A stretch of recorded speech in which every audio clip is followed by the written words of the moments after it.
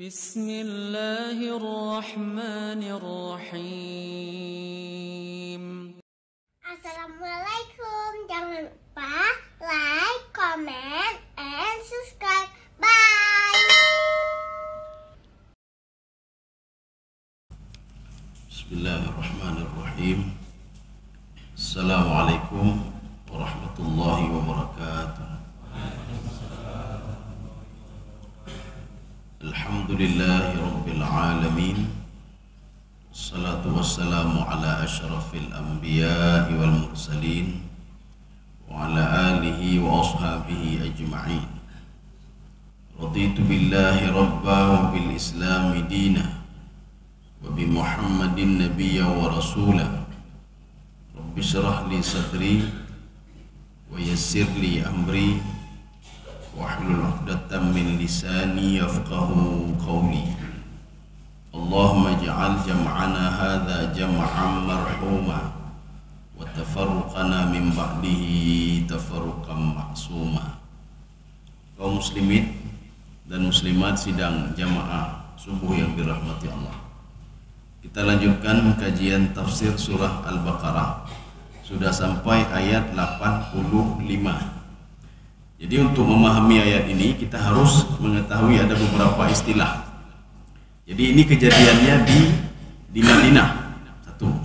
Yang kedua, ada dua kelompok di Madinah ini yang dari dulu mereka sudah bersengketa dan ribut berperang satu sama lainnya, yaitu kelompok Aus dan Khazraj. Dari mana Aus dan Khazraj ini? Mereka salah satu Arab Aribah, Arab asli yang berasal dari Yaman. Dari Yaman, kalau kita lihat di dalam peta itu Saudi Arabia, di bawahnya itu Yaman.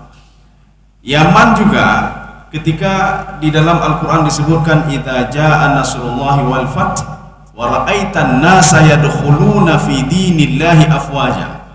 Yang dimaksudkan afwaja itu orang Yaman berbondong-bondong sampai 700 orang pergi ke Mekah ketika Fathu Mekah itu.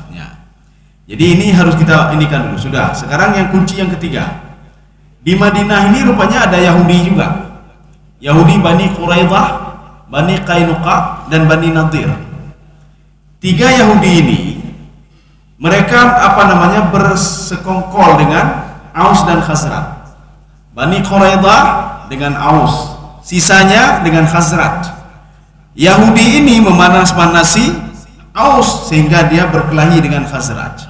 Ya. Sehingga ketika berkelahi diusir dari Madinah, sehingga yang tinggal di situ cuma Yahudi, akhirnya berkata Yahudi. Ini makanya kita harus memahami itu dulu. Baru kita bisa memahami ayat 85 ini cerita tentang apa. Jadi tidak cukup kita hanya membaca terjemahan saja, kita tidak paham ini siapa aktornya, siapa di sini. Ini aktornya Yahudi ini, Pak. Sebenarnya yang membuat Aus dan Khazraj itu bertengkar adalah Yahudi di belakang mereka. Makanya di dalam sejarah yang membuat Aus dan Khazraj ini kembali baik adalah Rasulullah Sallallahu Alaihi Wasallam ketika hijrah dari Mekah ke Madinah. Yang kenyang, satu-satunya Nabi dan Rasul yang bisa membuat Aus dan Khazraj yang mereka ini adalah keturunan Yaman, mereka baik kembali, tidak ada lain kecuali Rasulullah Sallallahu Alaihi Wasallam. Sampai sekarang Yaman kan ribut juga satu sama lainnya. Jadi Houthi dengan satu sama lain karu sih. Karulo Amerika. Houthi ini karulo maknya. Inilah yang melatar belakangi ayat 85 ini. Sekarang kita baca. A'udzu billahi minasyaitonir rajim. Bismillahirrahmanirrahim. Tsumma antum haula'i taqtuluna anfusakum wa tukhrijuna fariqam minkum min diyarihim. Kita pilah-pilah dulu. Ini penerjemahan ada. Ya, enggak apa-apa, enggak ada penerjemah. Kita terjemahkan saja. Atau ada yang buat terjemah, coba dibaca. Ayat 85. Supaya nanti kita kombinasikan dengan tafsir ya. Coba baca. Sampai segini saja. Tsumma antum haula'i, itu saja dulu, pendek-pendek saja. Kalau panjang di bagah dua nih. Kemudian kamu Bani Israel membunuh dirimu sesamamu Sebelumnya. Ada lagi? Enggak. Summa antum haula. Apa itu cuma itu saja terjemahannya? Ya. Ya, kemudian kamu. Ini ada yang beberapa yang tinggal di dalam terjemahan. Ini Allah ingin mengatakan begini. Summa antum haula'i. Wahai Yahudi, wahai Bani Israel, kalian sudah punya kitab.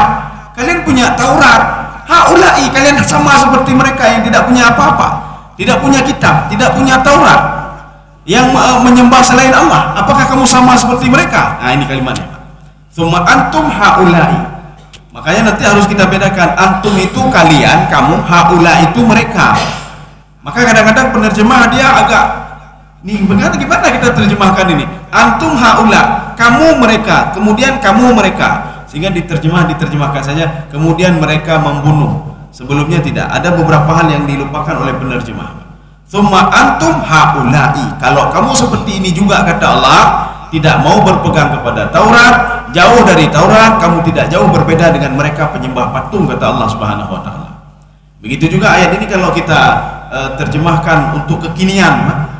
Kalau kita ini masih mencuri, kita masih berbuat yang semena-mena, tidak jauh beda kita dengan orang yang tidak punya Al-Quranul Karim. Kalau kita masih menyembah selain Allah, minta pertolongan selain Allah, tidak jauh berbeda kita dengan orang yang tidak punya Al-Quran. Ini maksudnya. Tsumma antum haula'i. Ini maknanya taukid haula'i ini, Pak. Untuk mentaukidkan kalian tidak sama seperti mereka. Makanya Allah mengatakan, wahai Yahudi, wahai Bani Israel, kembalilah kepada kitab Taurat. Taurat tidak pernah mengajarkan seperti ini.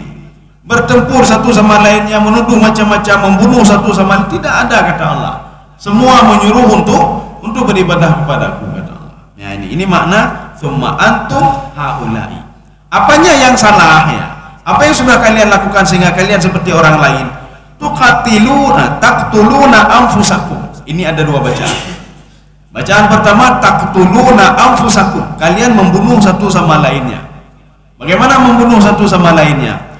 Yahudi Bani Quraidah, dia menyuruh kepada Aus bertempur lagi dengan Khazraj. Dia ya cok labah ya, Pak. Ya cok labah dengan pertempuran ini. Ya main proyek Pak pertempuran kok. Ya Pak. Seperti apa namanya? Dalam kesedihan orang lain napeng di sini, Pak. Ada duit di situ. Pada kesedihan orang lain. Ini yang dimanfaatkan oleh Yahudi, Pak.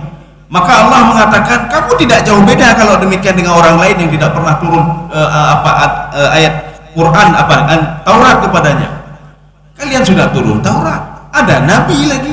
Bani Israel kan banyak nabi di situ. Tapi masih seperti ini kalian, kata Allah. Begitu juga katanya, kita sudah ada kitab Al-Quran. Tapi masih mengadu domba orang lain, masih berbuat ini, masih berbuat ini. Maka Allah mengatakan tidak jauh beda kalian dengan orang lain. Maka bacaannya ada dua. Yang pertama, taqtuluna anfusakum. Kalian memotivasi orang lain, kaum Aus, untuk terus bertempur dengan Khazraj. Makanya sesuatu hal yang sudah dipegang oleh Yahudi, itu mereka Aus Khazraj itu terus dia marah satu sama lainnya, bertempur sampai sampai ratusan tahun. Sehingga ketika datang Rasulullah berhasil disatukan kembali Aus dan Khazraj. Bahkan ketika Rasulullah sampai di Madinah, Yahudi mulai membangkitkan lagi permusuhan antara Aus dan Khazraj. Bacaan yang kedua itu dibaca tsumma antum haula'i tuqatiluna anfusakum. Apa makna tuqatilu? Tuqatilu ini bertempur, berperang secara kontinu, tidak pernah putus-putus. Makanya Aus dan Khazraj terus mereka berperang. Gara-gara siapa? Ilike Yahudi, gara-gara Yahudi. Yahudi mau mengompori supaya Aus bertempur dengan Khazraj. Khazraj begitu juga. Bani Qainuqa dengan Bani Nadir perang lagi. Yang untung mereka Yahudi ini, Pak, yang untung. Yang sengsara Aus dan Khazraj. Maka Allah memberitahukan, baik lagi menyol lagi kalian sama seperti orang-orang yang tidak diturunkan kitab kepada mereka. Kalian diturunkan kitab. Taurat ada, Zabur ada, Suhuf Ibrahim ada, Al-Quran yang hana awaknya. Dudo baruna ketika diturunkan Al-Quran kepada Nabi Muhammad sallallahu alaihi wasallam. Ini satu. Ini kesalahan kalian, kata Allah kepada Yahudi. Kalian itu bertempur satu sama lainnya. Maksudnya memotivasi orang lain untuk saling membunuh. Memotivasi saja, motivasi orang lain. Satu. Yang kedua, Wa tukhrijuna fariqam minkum min diyarihim. Ya, coba dibaca lagi. Kamu saling membantu menghadapi mereka dalam kejahatan dan Bukan, di belakangnya lagi. Mengeluarkan satu kaum dari kampungnya, coba. segolongan darimu dari kampung halamannya. Ya. Mengusir. Kamu sudah mengusir orang lain dari kampung halamannya. Ini yang dialami Rasulullah SAW ketika juga berada di Mekah. Sehingga Rasulullah diramal oleh Waraqah bin Naufal. Bukan diramal lagi sebenarnya. Waraqah bin Naufal sudah mengetahui kalau Nabi Muhammad adalah seorang Rasul.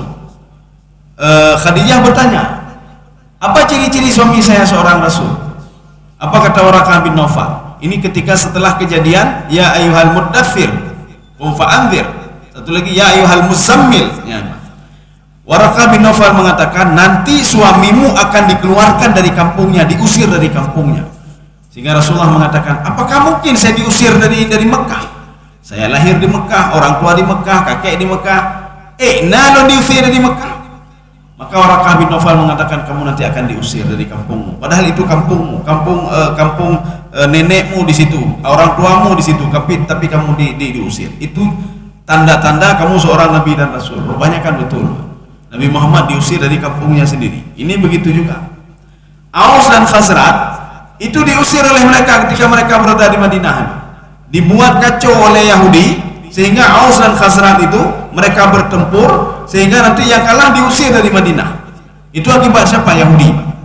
Makanya Rasulullah SAW ketika berada di Madinah, ada posko Yahudi yang tidak jauh dari kota Madinah.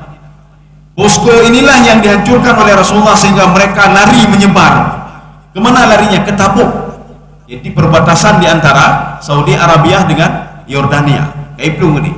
Pada masa Umar bin Khattab juga pernah menyerang mereka sehingga mereka lari lagi pindah-pindah. Sudah tinggal di tempat orang, buat masalah lagi ya, kan tinggal di tempat orang mereka itu di Madinah itu, buat lagi masalah mereka. Membuat masalah apa? Mengadu domba Aus dan Khazraj. Ketika mereka sudah ribut, mereka keluarkan sehingga mereka yang tinggal di situ. Ya. Ini yang dimaksudkan dengan wa tukhrijuna fariqam minkum. Kalian sudah mengeluarkan penduduk yang tinggal di Madinah itu, kalian keluarkan dari situ. Kelompok Aus dan Khazraj. Ini memanas-manasi Aus, satu lagi memanas-manasi Khazraj. Yang enak siapa? Yahudi, yang tinggal di Yahudi. Yang mulia awalnya dua apa? Aus dan Khazraj. Sedangkan yang nyaman hidup itulah Yahudi di situ. Maka Allah Subhanahu wa taala memberikan peringatan kepada mereka. Tidak sepantasnya, tidak selayaknya kalian seperti ini karena Taurat diturunkan kepada kalian. Kemudian apa? Kalian itu keturunan para nabi dan rasul. Ya. Bahkan Allah heran lagi di dalam ayat lain, kalian membunuh sendiri keturunan kalian, Bani Israel. Nabi Zakaria itu kan Bani Israel. Siapa bunuh Bani Israel kalau bukan Yahudi? Siapa bunuh Nabi Yahya? Yang Nabi Yahya adalah keturunan Bani Israel. Kalau bukan Yahudi juga, kata Allah Subhanahu wa taala. Apa juga katanya kalian itu abna'ullah wa ahibba'u? Kalian ini adalah keturunan anak-anak para rasul yang diutus oleh Allah. Abna'ullah. Sebagian penafsir mengatakan apa? Kami adalah anak-anak Tuhan yang ada di bumi. Ini kata Yahudi. Apa juga anak-anak Tuhan yang ada di bumi? Sedangkan kalian membuat masalah dengan nabi kalian sendiri, kalian bunuh nabi kalian. Keturunan kalian sendiri kalian bunuh. Apalagi orang lain ya, Pak. Apalagi bukan keturunan Bani Israel.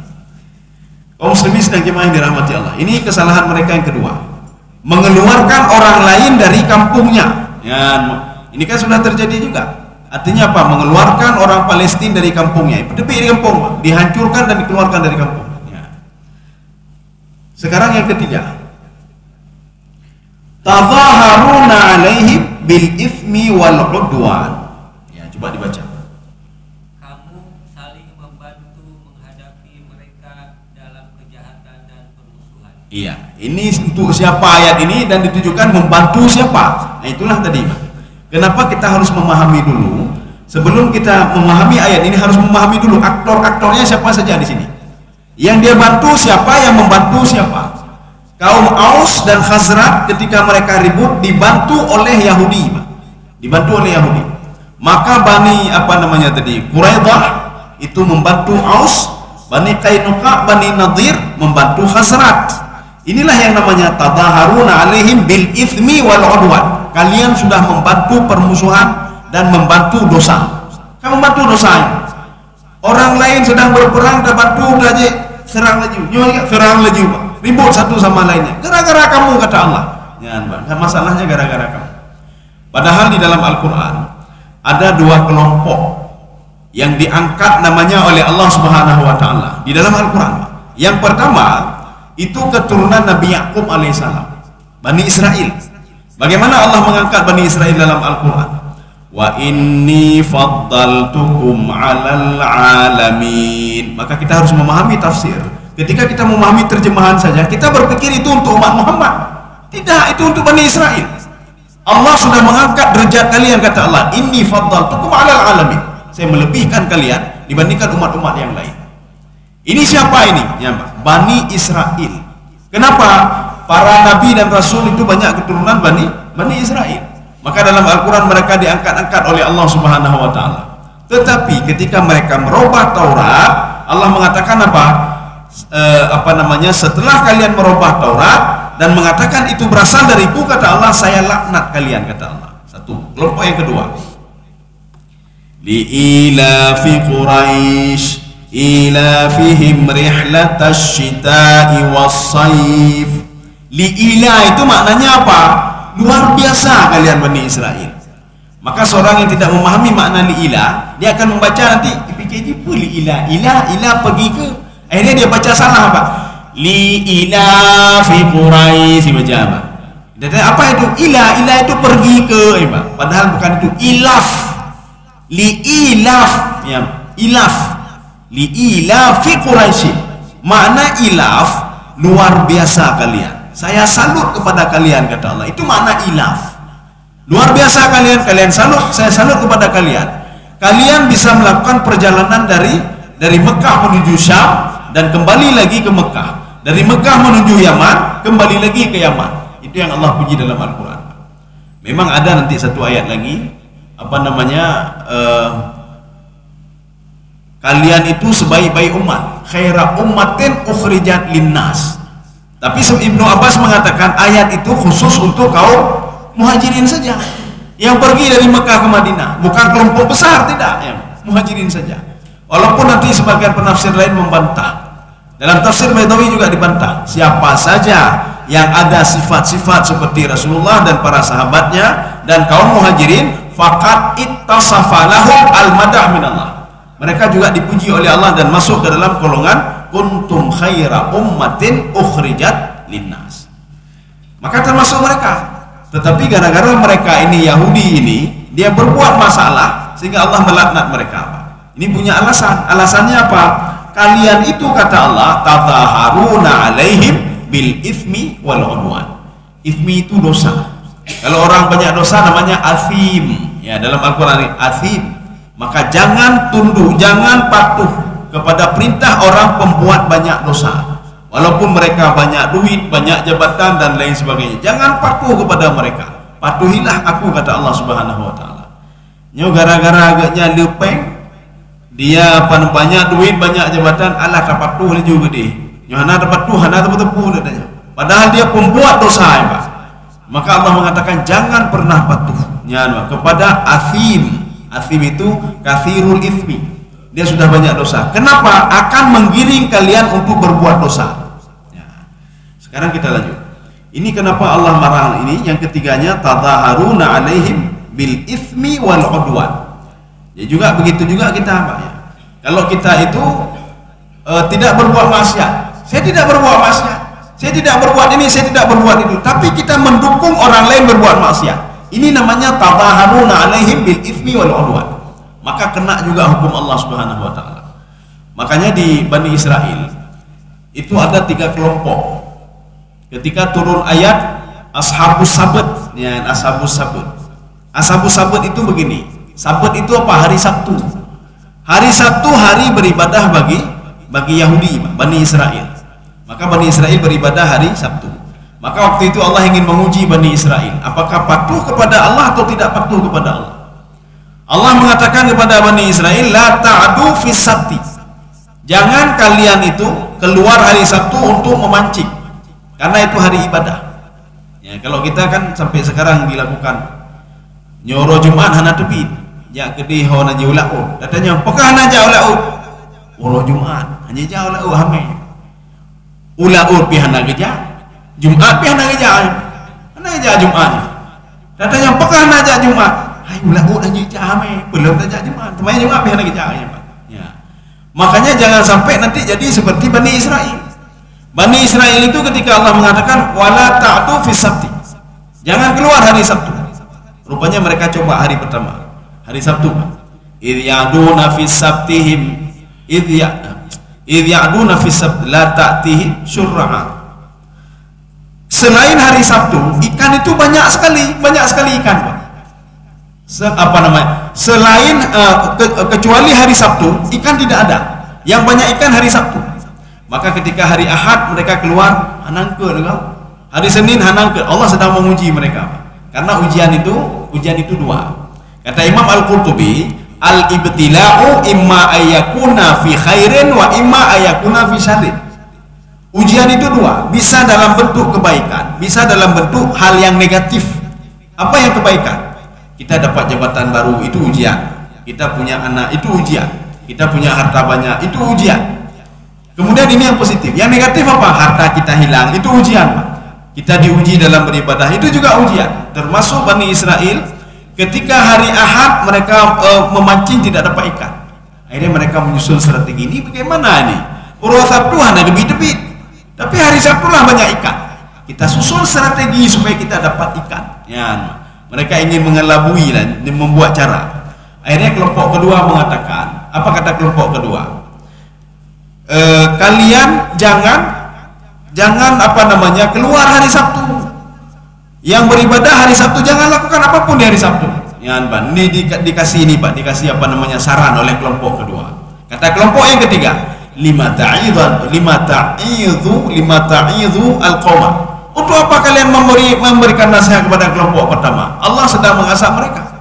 Rupanya ketika azab turun, kelompok satu itu diazab oleh Allah, kelompok yang ketiga diazab oleh Allah, yang tidak diazab kelompok kedua. Kenapa? Kelompok kedua memberikan nasihat kepada kelompok pertama.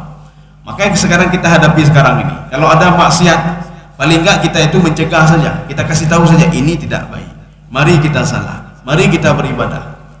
Atau ada levelnya nanti, levelnya bagaimana? Nyoh hatago punya dapat temayang gede dinya. Kemudian kalau kita paksa juga, yang kemah katanya. Jadi bagaimana caranya? Fabi qalbi, kita membenci saja. Ketika melihat maksiat kita benci, Pak. Ya. Walaupun itu dikatakan adhaful iman. Adhaful iman dari level yang 3 tadi. Ada kekuasaan kita tidak punya. Kemudian mulut kita nak sanggup. Maka ambil yang ketiga. Yang ketiga kita membenci hal itu. Dan mudah-mudahan dengan kebencian kita terhadap hal itu, kita tidak diazab oleh Allah Subhanahu wa taala. Terima kasih.